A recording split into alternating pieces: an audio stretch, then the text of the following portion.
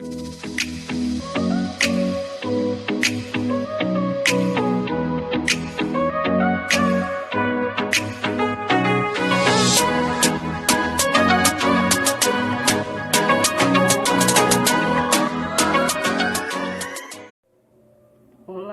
bom dia pessoal, sejam todos bem-vindos, principalmente aos alunos dos nono ano A, B e C. O nosso tema de hoje é falando sobre a proclamação da República, dominação e resistência. A aula passada nós falamos sobre dominação e hoje vamos falar especificamente sobre resistência. Bom, vamos falar sobre contestações e dinâmicas da vida cultural na Primeira República. Vamos falar de Guerra dos Canudos, tá?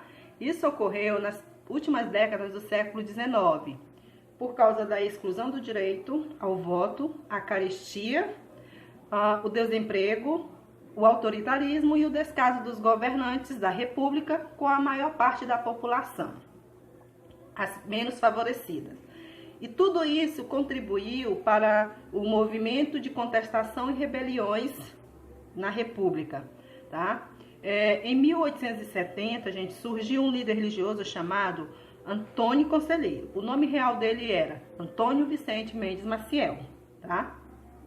E esse Antônio Conselheiro, ele conseguiu reunir várias pessoas que eram desempregados, ex-escravos, pessoas que estavam fugindo da justiça. Várias pessoas acabaram indo para a comunidade dele.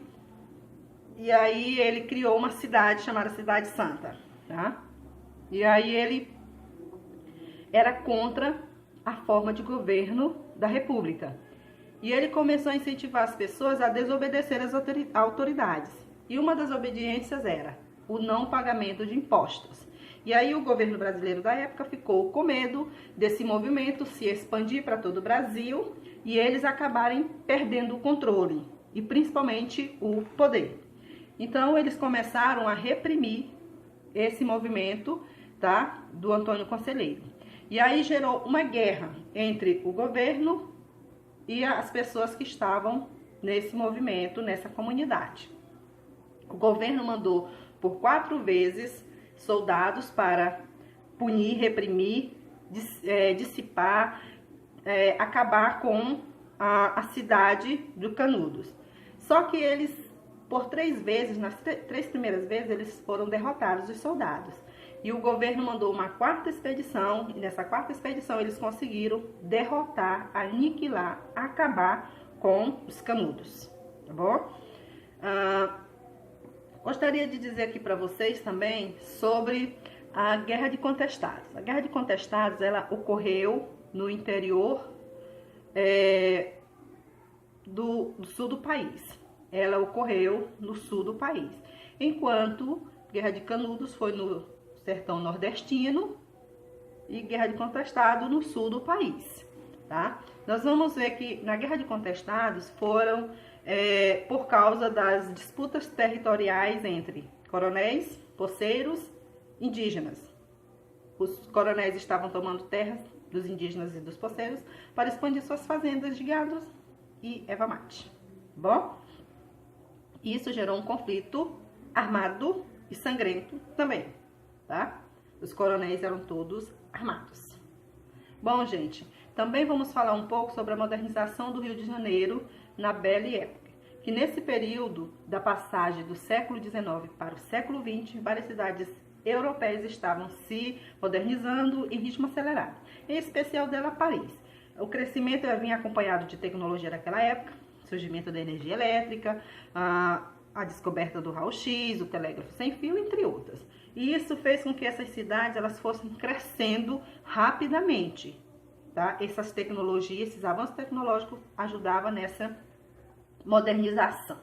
Tá? Nós temos imagens aí da Torre Eiffel, que é da sua construção, a sua atual situação. Tá? Ela foi inaugurada em 1889 e continua hoje recebendo milhões de pessoas durante o ano. Tá? E isso gera também riqueza para o país da Torre Eiffel, que é a França. Tá bom?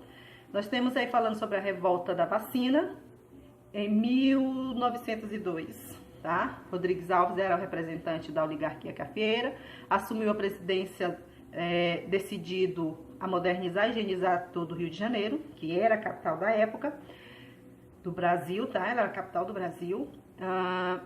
E nessa modernização, ele expulsou várias pessoas do centro do Rio de Janeiro, demoliu as casas para fazer uma nova construção para prédios comerciais, modernizar o centro do Rio de Janeiro. E essas pessoas foram para onde? Para a periferia, da onde surgiram as comunidades que as pessoas hoje chamam de favelas, tá bom?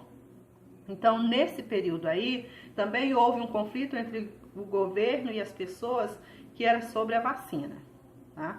Principalmente sobre a vacina da varíola. O governo dizia que as pessoas tinham que se vacinar porque mais de 4.000 pessoas morriam todo ano no Rio de Janeiro, tá? E segundo o governo, a vacina tinha sido obrigatória na Europa e dessa forma eles controlaram a doença, tá bom? E a população se dizia contra, por quê? Segundo eles, as pessoas deveriam escolher o direito de se vacinar ou não, tá? Isso depende da pessoa. Também eles diziam que eles não confiavam nem nos funcionários, nem nos soros do governo. E eles diziam que eles não tinham toda essa credibilidade, eles tinham medo do que o governo faria, tá? Poderia ser uma forma de matar as pessoas e aqueles burburinhos da época. E o que fez o governo? Ele obrigava as pessoas a tomar a vacina com a força da polícia. E isso eles eram contra, tá bom? Essa revolta da vacina, ela ocorreu, só que posteriormente o Brasil ele conseguiu fazer com que a vacinação fosse obrigatória a todos os cidadãos. Nós temos aí o movimento operário. Esse movimento operário, gente, foi no início do século XX, tá bom? Nas fábricas brasileiras. Era uma situação difícil, a condição era insalubre nas fábricas, a jornada de trabalho era entre 14 e 16 horas por dia, trabalhavam muito, tá? E aí vieram os imigrantes para o Brasil e junto com eles todos trouxeram aquelas ideias que já estavam em movimentos na Europa, que era o anarquismo e o socialismo. Em 1906, eles fizeram congressos operários para discutir a luta pelas 8 horas de trabalho, tá bom? Em 1907, o governo criou a Lei Adolfo Gordo, que era a lei onde proibia qualquer imigrante a participar de greve ou incentivar. Se eles fizessem isso, eles seriam até expulsos do país, tá bom? Em 1917, São Paulo realizou a maior greve da Primeira República. Tá? Nesse período, houve um dia de reunião dos operários em frente a uma fábrica na Moca do grupo Matarazzo. E aí a polícia abriu fogo. Um dos operários, que era o José Martinez, foi baleado e morreu no dia seguinte. Gente, foi só isso para que houvesse uma greve geral. Quando enterraram ele, os operários se reuniram e fizeram uma greve geral. E aí já viram os fabricantes todos aperreados, porque suas fábricas pararam, significa sem lucros. Então, eles exigiam o quê? Os operários?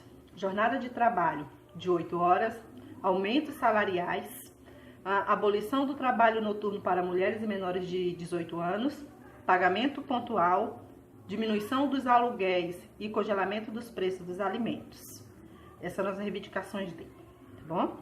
Bom, modernismo no Brasil. Vamos falar sobre o modernismo, que foi um divisor de águas na história da arte, falando sobre arte no Brasil, que também foi no período de 1922, que foi um movimento onde vários artistas brasileiros da música, da literatura, do teatro, todos eles se reuniram para fazer esse movimento, que era uma busca por uma nova linguagem na arte, a maneira de se expressar, que eles queriam deixar aquela linguagem do passado, eles queriam romper, fazer uma nova história artística no Brasil, inspirados nos ideais também europeus, tá bom? Bom, gente, agora nós vamos ver um vídeo e eu gostaria que vocês se atentassem para esse vídeo, porque vai ajudar vocês a responderem a atividade. Logo após o vídeo, eu vou estar dando orientações para vocês das atividades no grupo, tá bom? Assim também eu vou postar um outro vídeo no grupo para vocês, tá bom? Bom, por hoje eu gostaria de dizer para vocês que é só, que nós retornaremos na próxima quarta-feira. Então, desde já eu quero desejar para vocês um bom dia, uma boa tarde e uma boa noite. Beijo no coração de vocês. Tchau! Antônio Conselheiro era um cara meio doido que saía pelo sertão da Bahia pregando a palavra de Deus e o fim dos impostos. Ele e seu povoado, que ficou conhecido como Canudos, foram vistos como ameaças à República, e assim se iniciou a guerra. Mas, para entendermos melhor esse conflito, precisamos voltar lá para 1889, na proclamação da República. Mesmo o Marechal Deodoro da Fonseca colocando Dom Pedro II de lado e assumindo o poder do Brasil, a República não trouxe transformações efetivas nas condições de vida da população. Os velhos problemas sociais da monarquia continuaram os mesmos. E isso se agrava quando falamos do sertão da Bahia, que vivia uma crise generalizada. Com a decadência da extração da cana-de-açúcar, os engenhos entraram em declínio, e ainda teve o fim da escravidão, o que significou um número gigante de pessoas sem trabalho, moradia ou terras, já que não houve nenhum programa de inclusão dos negros na sociedade. O sertão vivia uma seca terrível, o que só aumentou a pobreza da população. Nessa crise toda, começaram a aparecer vários líderes religiosos pregando o fim dos tempos e a salvação divina. Esse movimento ficou conhecido como messianismo, e o cara mais famoso foi o nosso Antônio Conselheiro. Antônio estava atraindo muitos fiéis com suas perambulações pelo Nordeste. Ele pregava contra a República, já que achava que o governo não deveria ser laico, o que de fato não é até hoje, mas pelo menos está na Constituição. Além de discordar nesse ponto com a República, ele era contra os impostos e incentivava a população a desrespeitar as autoridades locais. O Conselheiro reuniu seus fiéis em uma fazenda chamada Canudos, onde fundaram sua cidade santa, Belo Monte. Com o tempo, a cidade cresceu bastante, chegando a 25.000 pessoas. Seu discurso de justiça social e posse coletiva de terras era muito atraente para o povo humilde do sertão, que passava por crises intensas. Dentre eles estavam trabalhadores braçais, que abandonaram o serviço para os coronéis do Nordeste, fugitivos da lei, ex-escravos e indígenas. Vale se lembrar que isso aconteceu durante a República Oligárquica, um governo cheio de elitismos e centralizações. Então, recomendo que você assista esse vídeo aqui para entender um pouco melhor o contexto da época. A partir dessas pregações, Antônio Conselheiro deixou de ser visto como um doido de praça e se tornou um perigo às autoridades. Por ele ter essas ideias contra as autoridades e os impostos, os republicanos começaram a apontá-lo como um fanático que queria a monarquia de volta. As autoridades da Igreja Católica também se incomodaram bastante e o acusaram de falso profeta. O estopim de tudo isso se deu quando Antônio Conselheiro encomendou madeiras para construir seu templo. Acontece que o fornecedor das madeiras já tinha uns problemas no passado com o conselheiro e decidiu não entregar a encomenda de propósito. Revoltadíssimo com a situação toda, o religioso respondeu com ameaças, afirmando que arrancaria as madeiras à força. Ele já tinha pago por elas e não deixaria isso desse jeito. O vendedor denunciou o caso à República, que encontrou ali uma chance de se livrar finalmente do arraial de fanáticos. Diante da conspiração e pressão das elites, em 1896 o governo enviou expedições armadas para desmontar Canudos. Porém, eles não conseguiram de primeira. Foi uma guerra muito violenta, porque mesmo que o povo de Canudos não tivesse armamentos ou treinamento algum, eles tinham a vantagem de conhecer bem o local, assim utilizando armadilhas a seu favor. O exército perdeu nas 3 primeiras expedições e a mídia ficou aterrorizada com as imagens que recebia, representando o povo de Canudos como selvagens e impiedosos. Foram 12.000 soldados enviados para destruir Canudos, e somente na 4ª tentativa alcançaram seu objetivo, destruíram totalmente a comunidade, executando a maior parte dos integrantes de Belo Monte. Esse conflito foi retratado por Euclides da Cunha, o jornalista convidado a cobrir a guerra para um jornal. Ele relatou sua experiência no livro Os Sertões, onde afirma que o sertanejo é, antes de tudo, um forte.